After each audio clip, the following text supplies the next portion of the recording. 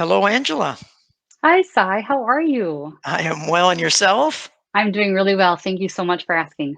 Wonderful, wonderful. It's so good to have you with us, and definitively in anticipation of the May 13th event around rethinking women's leadership in business, with of course the Women Business Collaborative and Andy Simon, and one of the key people that, as I like to say, bubbled up to the top of the list in my head is Angela. So I'm so glad you can make the Oh, time. thank you. I'm honored to be here. It's a passion of mine to participate and talk about leadership. So thank you. You're most welcome. Please let the world better understand who is Angela and what she's all about. You got it. I'm Angela Ciminnisi. I'm currently Senior Director of an R&D organization for a healthcare software company. I've been here 6 years. I've been in a professional leadership role, managerial role for probably 23 years. It is something that I'm very passionate about. I really enjoy having my team members grow, strive for bigger challenges. I like to remove the obstacles from their way so they can be successful. That's a little bit about me in a nutshell right there. Let's see. I'm currently managing an organization of 65 team members globally. So there are some challenges with that based on time zones and cultures and styles. And so it's one thing when you're a leader to also be mindful of different cultures and styles and how people will respond to leadership presence. And especially as a woman, when I work a lot with Indian culture, there's sometimes there are differences there. So things I keep in my mind. On a personal note, I am a mom of an almost 11-year-old daughter. I am married. I practice yoga, and about 2 years ago, I started doing meditation. I have found that yoga is great for the body and the mind to get you focused. It's also good for energy. And when I find I get more stressful, I needed one more element on top of yoga, and I added meditation. I'm using an app on my phone, and I was doing it really well for a while, like probably 3 or 4 times a week, and that's really well for me. And then I slipped off a little bit, and I'm back into trying to do at least 3 or 4 times a week. So much so that I've actually created team meetings within my organization where we'll open up the app online and we'll do it through a WebEx session, and we'll spend 10 minutes closing our eyes and going through my mindful exercise. So it's a little bit about me. Wonderful, Angela. Thank you so much. And immediately, I love how you started in terms of really immediately focusing on the growth of team members and those that look for your leadership. Very much so. So, so starting off with even a very, very pointed, what drives that, Angela? What gives you that thirst? I wish I had a really fine point on what drives it. I think it's how I like to be led. It's how I like to be. I have been so fortunate in my career to have had wonderful mentors, coaches, bosses, peers, family members who have given me guidance. And not that I've always asked for it. Sometimes you get it without asking for it, but it's always good to receive it. And it's people who are watching out for you for say, oh my goodness, you did this really well. You should look at doing this. Let me help you with that. And they open the doors, they create the opportunities. So I think my early career, I've had those opportunities. I had some really great leaders, both male and female, both in executive positions and peers of mine. And I think I learned from them. I thought, my gosh, this is great, and it made me feel good. It made me feel wonderful knowing that I had someone there to help me, to coach me, and it made me happy to do the same thing when I started getting into an actual managerial role, having direct reports. And I think, quite honestly, it goes back to who I am. My mom would tell me stories when I was in preschool, so 3 or 4 years old, and I was the kid that was the natural leader. And not that I was bossy. I do have a tendency to be bossy, or at least I did, but I had a natural leadership ability or that strength that came out. She would say that we'd be on the playground and I would be the one trying to organize us to get together to do the pedal cars in a race or a circle. And I also wanted to be inclusive. So I would pull people in and say, come join, we're having fun. Let's do this. And again, I know I'm sure at times I crossed the bossy line, like, come play with me. But long, I think it was more about just naturally leading and having us move together. And I liked that. I had a vision and a plan. If we could do this race together, we're going to have fun together. We're going to succeed and you're going to win. Isn't that fun to win? And that kind of thing. So I think it's just who I am as a person and then as a natural leader. And so over my career, having people do that same thing with me, include me in the conversation, include me in part of the projects, watch me grow and challenge myself. It's just what I naturally do with my team members. It is one of the best parts about being a managerial leader is to watch people around me grow. There's nothing that I can take more pride in and be excited about to see people who have worked with me succeed and get to a job or a position or a part of their life that they're happy and passionate about. That's what it's all about. Very eloquently described. And there's a few things I want to kind of tease out a little bit and see where you take us, if you will, in the conversation. So I love how you expressed, being open to receive it. And we're not always open to receive, right? Opportunities for growth. So one question, I'm going to ask a few questions if you want to kind of see where you take it. One question is, how do we help others and ourselves, quite honestly, get to a place of being open to receive? So that's one thought. And then the other thought that you mentioned so eloquently is, you have strengths that you've tapped into in your journey, and one of a few of them that you vividly called out: the ability to help others organize and organize yourself. So there's an organizational element, the ability to extend an invitation and be inclusive with others, and truly invite them into it. And what I heard very, very, very, very subtly is there is a win-win. You grow, they grow, we grow. And then the last piece of it, and again, really just extracting elements of what you've mentioned, there's a naturalness to it that manifests. It's true. So all those things, where do you take us next, my friend? I invite your perspective. Let's see here. So I think trying to draw the first question you highlighted, being open to the feedback. I believe egos need to be put aside at times. There are people in this world, whether you work with them or outside, who are actually in it to help you. And I'm one of them. I'm in it to watch you grow and succeed, regardless of where you are. It's not a competition, at least for me. I'm very competitive with myself. When I was in school, doing assignments and projects and taking tests, I would strive for the A, of course. And if I didn't get an A, I'm like, what can I do differently to get that A? What do I need to fine tune? What did I miss in my studying? It wasn't looking at a sheet and go, oh my goodness, they have A's and I got the B. What did they do differently? Because that's not going to get me anywhere. I do recognize there's an absolute a good amount of competition. Absolutely. That is, what makes the world go. And when we have businesses are successful and how you generate revenue and how you do best in your market and so forth. So absolutely, I'm not discounting there is a need for competition. But for me personally, it isn't about necessarily watching a peer do something. It's about watching them and doing what they're doing and try to replicate that if I can. But it's really challenging myself. So being open to feedback is not necessarily like competing or watching for somebody else. It's really looking at myself and putting that ego aside. And it does take practice to do that, though. It isn't easy. It is a little hard, and it does hit the ego. It does knock you down just a little bit when you're thinking you're doing something all right, and then you have your boss or manager or whatever pull you into the conference room and said, hey, and that one meeting you probably shouldn't have said blah blah blah. It didn't really set well. You're like, well, I was just making a point, and like, but it was that moment at that particular moment, like, well, what's wrong with what I said or how I said it?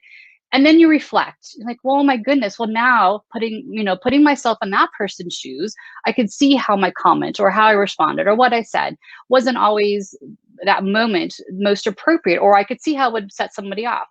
So I think I mentioned, in a document I wrote recently about mindfulness.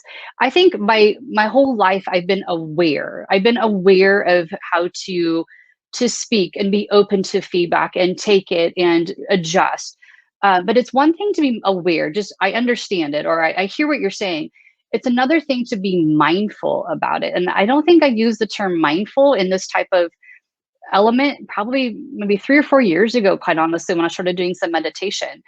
being mindful is really being in the present moment, accepting it, understanding it, and pausing for just a moment rather than just like me, quick to respond. Hey, we have this challenge. I'm going to jump in and answer it.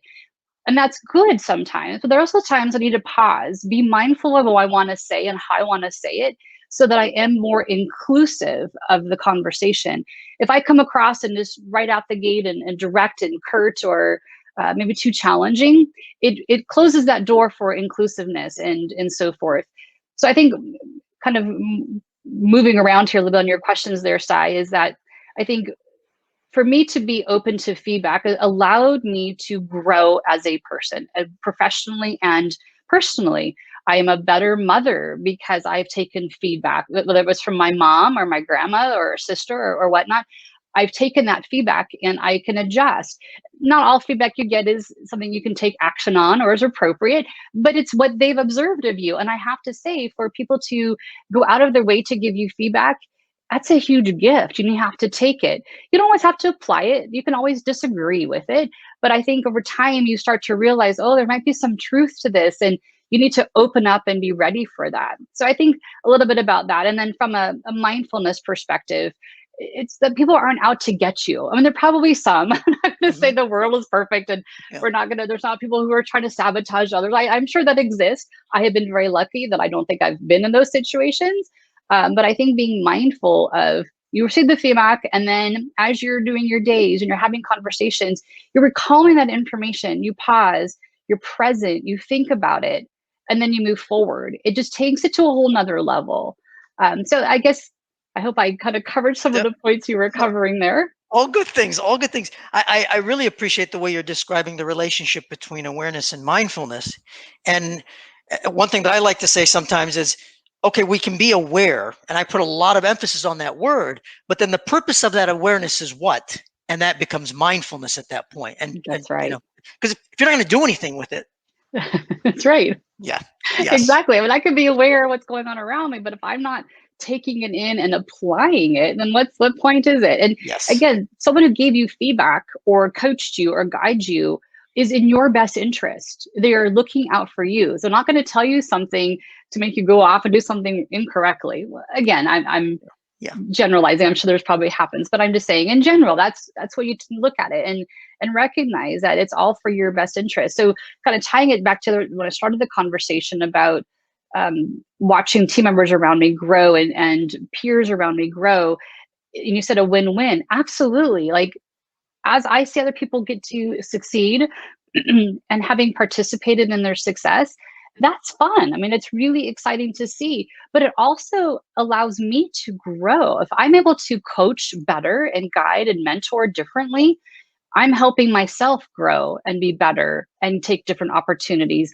And it gives me more experiences as well. So it is absolutely a win-win-win. And it's a win for the organizations that I work for. It isn't just about, Angela moving up to the next career rung. It is, that's not what I'm about. It's not the next, raise, the bonus, sort of. That's not what it's about. It's about me being personally fulfilled, and my personal fulfillment, my passion, my excitement is going to drive the organization. It's going to be contagious, and we move through and you get this culture of happy, passionate, excited people all after the same cause, which then moves the organization forward as well.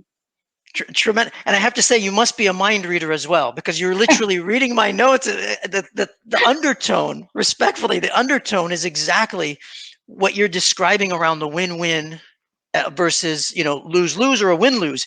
As I've always said, respectfully, with all the folks I coach, I'm not willing to coach you unless you're willing to coach me, because then it forms a partnership, right? And Right. and I think you've heard me say before, to me, it's really, really simple. It's either a win-win or a lose-lose. There is no win-lose. That's right. And not everybody embraces that perspective, but I could hear it respectfully in the undertone that you share. Absolutely. So, one thing that really, the question that comes to my mind is, what guidance do you have for us? I mean, if we are to, and we're all realistic, there's good and bad and ugly in the world. Yes. What guidance can you offer leaders across different domains and every level of the organizations to manifest this kind of greatness? To fellow leaders, continue to lead, be mindful about it, and take the time to look around you at those team members, peers, direct reports that are wanting that, but not wanting really ready or willing to ask for it. I have had, some people come up to me just out of the blue, walking down the hall and say, "Hey, do you have 10 minutes?" I'm like, "Yeah," coming in and said, "I've been impressed with what you do. Would you mind mentoring me?" Like, wow, what a huge compliment. Of course, I would love to. Let's talk about what you want. Not everyone has that confidence or that skill to ask for that type of help. We as leaders need to be more mindful of that, look around us and see people that are excited in what they're doing or who have more to offer that we could help coach them and mentor them. So you have to share what you have. So as a leader, I need to share my leadership experiences so that we are successful together.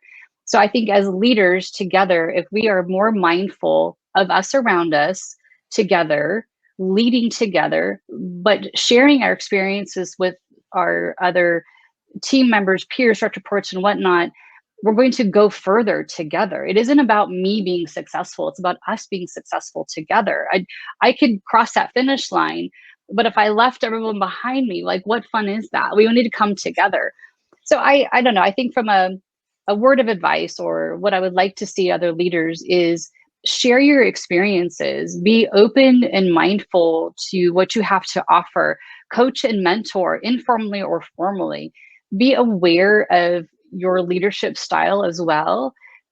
You are being watched. As a leader, I know people watch me. They watch how I respond. They watch the words that I use. They watch what I wear. They watch these things. So I'm not only in it for me and how I want to be, present myself, but I know that others are watching it to see how to copy some of that to help with their success. So it's an interesting dynamic, and I take that I don't know, really to heart at times. And I think sometimes leaders forget that they are being watched and they do set the stage and set the example. And if you are um, constantly direct and coarse and are going to do it my way and we're going to move forward, your team members aren't going to be willing to participate or collaborate or open up for that. And they're going to take that same kind of culture and carry that forward. There are absolutely times when we as leaders must do that. We will absolutely say, we need to get to A, we're going to do these 5 things to get there, and we're going to get there by this date. There's no questions asked. That is my job. That is what I'm being paid to do, is to deliver results. So absolutely, there's times when I have to be a little bit more direct and firm on a decision and a path and a course. But those are more of the rare opportunities. The bulk of my day is about collaborative, about setting the vision, about setting the goal and the path.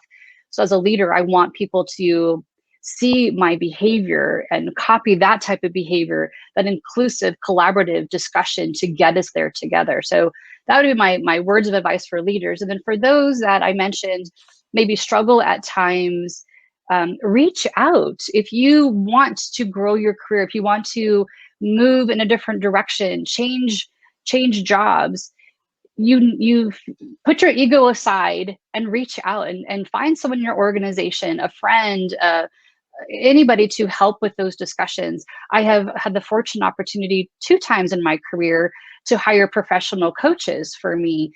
Those are fabulous opportunities. You gain so much inside of yourself. They really are just wonderful opportunities.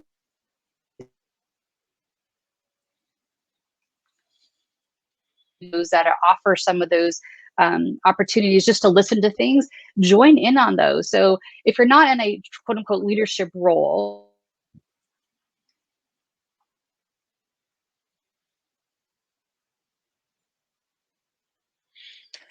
Angela, did we lose you? shoot, am I back? Oh, you're back at this point. Yep, Okay, definitely. right, good. Definitely. We lost you there for a few seconds. I don't know if you want to just quickly recap. There's a lot of great stuff you're sharing. I think I was kind of recapping there at the end, was just if you are an individual looking for guidance and mentoring, put your ego aside and do it. Reach out, ask for help, because there are people like me who want to help. So do it. Yeah. Yeah, a tremendous set of thoughts, if you will, that you shared.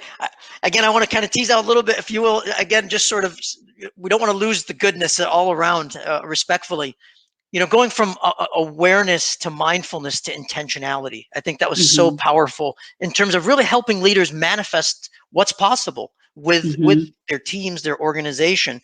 I really appreciate the emphasis on style, because if we look at leadership as a style, now you have some levers to begin to pull. What style makes sense in That's this right. particular context?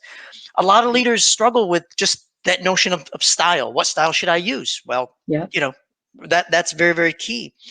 The other thing which you emphasize, which again is very, very powerful, is a lot of times I like to say leadership is an experience. How do others experience you? When you say Yes. everybody's watching, right? All aspects. What's behind Angela? What's in front of Mhm. it? Is she nodding? Is she not nodding? That's right. Respectfully, and I've and me as likewise as a coach myself, in working respectfully with female leaders, particularly, the extent of having one's hair down or up has an implication as to how others experience you. That's right. And you may say, "Gosh, that's some folks that I've coached." They say, "Well, I didn't realize that subtlety plays into it." Every subtlety plays into it. That Yes. Yes, and we're not conscious of it, right? It enters at a subconscious level. It's true. It's so true. And it's fortunate or unfortunate, but it's just it is what it is. And Yeah, you just need to be aware it is what it is. I have naturally curly hair. I could absolutely straighten it, and I do often because I like the different looks. And I recognize though that my naturally curly hair at times could be seen as casual or maybe unprofessional because at times it can be kind of unruly. I get hmm. it. And I know that. So I try to pay more attention on either certain types of meetings, certain types of discussions I'm going to have, how my hair might look, like you said, up or down, Yeah, or what jewelry I'm wearing, what clothes I'm wearing. And it's unfortunate to some extent because you should be able to turn my video off and listen to my words and have the same um, hit, I guess, or receiving of those yeah, words, regardless of how I physically look or come across. But that's not the world we live in. We live yeah. in a world where we now are most of virtual, but through camera. So it's even more important. So as a woman, I absolutely pay more attention to that. And I don't know if it's how I am naturally and or maybe subtly I've been coached through my career. And I've too have looked at other women leaders who I've respected and I see, oh, well, their hair looks like this, or she's wearing that type of outfit, or she's got that type of jewelry. So I might be more aware of those and just the subtleness of it. And I just kind of incorporated. But I've also really, also my entire life have enjoyed clothing and fashion, and Yeah. that's kind of one of my things as a person. That's just kind of who I am. And I think that plays into my more natural ability to be more aware of that. You do make that first impression in that first 30 seconds. And I want people to say, oh, look, she's put together and she knows what she's going to talk about. And I'm going to listen to her. But that's the world we live in. So you're absolutely right. I am very aware of my physical appearance, whether my hair is up or down or curly or straight or what necklace I'm wearing or whatnot, depending on the conversation. It's just like if you're going to a funeral, you're not going to wear something wild and Yeah. colorful and bold. You're going to be respectful and subdued colors in a very professional, polished way. So it's the same kind of thing in the work environment or professional environment. I want to give off a vibe that I'm professional, but a little bit Yeah. fun. Yeah. That's why my hair is going to stay curly Yeah. because, and not only that, I don't want to straighten it all day. It takes too Yeah. long. So I'm Yeah. also maybe efficient with my time. E- exactly. And that's why I really keenly use the word experience, because it's how we make other people feel, right? Right. How and what they think, and then what they do. And Right. especially as we talk about sort of gender dynamics and what have you, until we embrace who we are, exactly to your point, and then be able to talk about how do we become better humans together, Right. that makes all the difference. So I totally agree. I hope you're not offended at all by me sort of sharing kind of the things that we're sharing, and just helping really folks recognize what we're all experiencing at the same, Absolutely. acknowledging it. No, I don't mind at all. I think it's a topic sometimes we maybe dance around or tiptoe on or whatnot. So Yeah. no, I don't mind at all. I think it's a great, healthy conversation. I don't think we do enough of it sometimes. Well said. Well said. Well, I know we've kept you for some time. Before we sign off, any sort of last words of wisdom you'd like to share in anticipation of the event and all our listeners? Oh my goodness. Thank you all so much for your time, for listening today. I hope I planted a little bit of advice or encouragement or guidance to somebody out there to take this and move forward with. Um, I think I expressed I am excited about my role in this world and hope to be a better person and share that experience with others around me. So thank you for giving me this opportunity to share a little bit about me and what I'm thinking. And I look forward to the session next week. Thank you so much. Thank you so much, Angela. And by all means, we definitively appreciate your time and the wisdom that you've shared. And assuredly, if you will, I will be reaching back out because I think there's more magic that you can offer. And I hope you'll accept the invitation because that's all I can do is extend the invitation as the journey continues. You got it. Absolutely. If you're willing to listen, I'm willing to talk. Thank you so much, Angela. We, we look forward to that next conversation. And by all means, we look forward to yourself and others joining us for the May 13th event. Absolutely. I'll see you then. Thank you Thank, so much, Sai. thank you so much. Take care. Bye bye. Bye bye.